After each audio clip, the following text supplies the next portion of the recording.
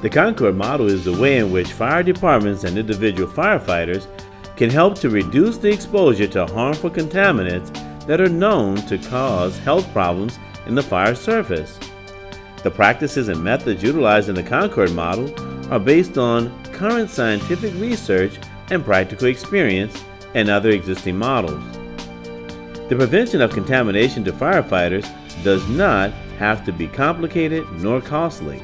When an alarm comes in, all equipment and gear are clean and ready for use after having been properly decontaminated from previous incidents. All vehicle cabs and interiors should be maintained as clean and relatively free of harmful contaminants and residue from previous firefighting activities. Proper placement of apparatus and equipment on the fire scene is critical in limiting the amount of contaminants that these vehicles are exposed to. All command, safety, and support personnel on site should be equipped with PPE, including adequate respiratory and skin protection in the form of respirator masks and appropriate close-fitting clothing during initial scene size-up and operations. On scene, all windows, doors, and compartments of fire apparatus and support vehicles should be closed to prevent the contamination of interiors and gear stored inside. PPE, such as SCBA and bunker gear, should be worn at all times in close proximity of the fire. All exterior firefighting activities, both offensive and defensive, should be treated with the same caution and seriousness as interior fire attack and rescue.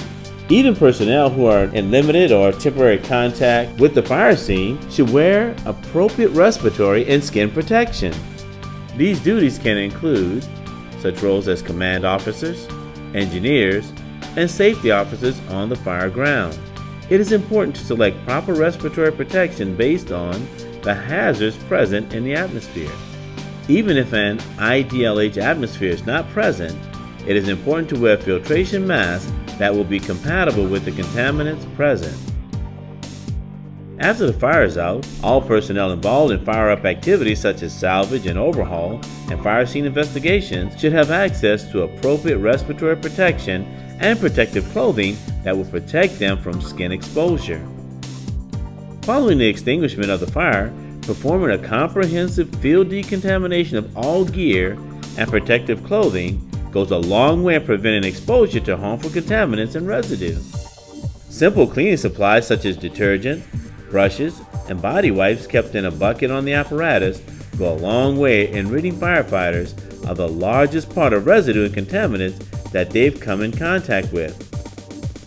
Also, by having a smaller water hose available with an appropriate adapter, it is possible to safely and quickly clean up without the need of deploying larger hoses or booster lines.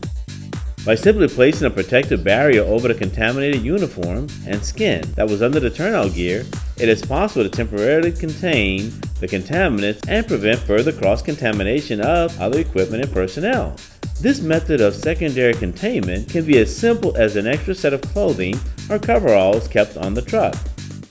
It is important to have an additional set of footwear available to prevent tracking contaminants around with dirty boots.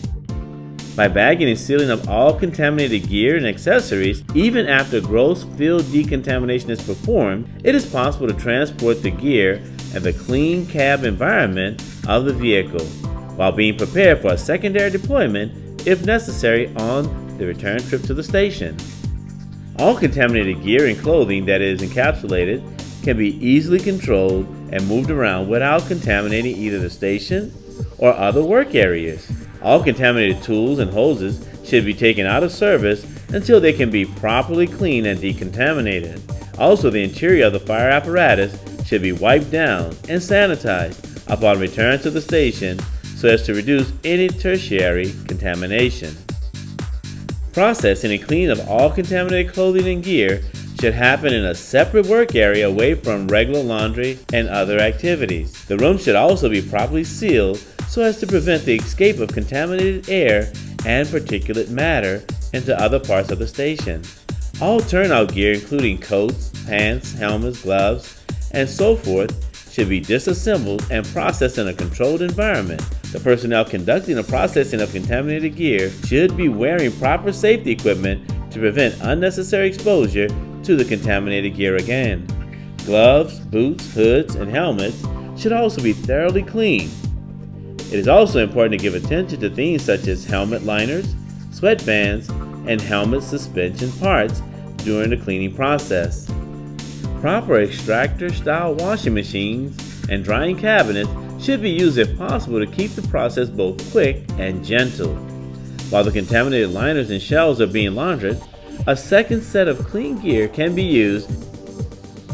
In addition to washing gear and equipment, it is also critical to shower and clean yourself as soon as possible after being in a hazardous environment, preferably within an hour. The best thing you can do is to take a cool shower so as to get the contaminants off of your skin without opening the pores and causing additional exposure to the contaminant and residue. All clean gear is returned back to the proper storage areas away from exposure to diesel exhaust and other station contaminants so as to be ready for the next call or alarm. By simply changing our behaviors and using a little bit of planning, it is possible to help reduce or eliminate exposure to most of the known cancer-causing materials without having a major impact on readiness and response.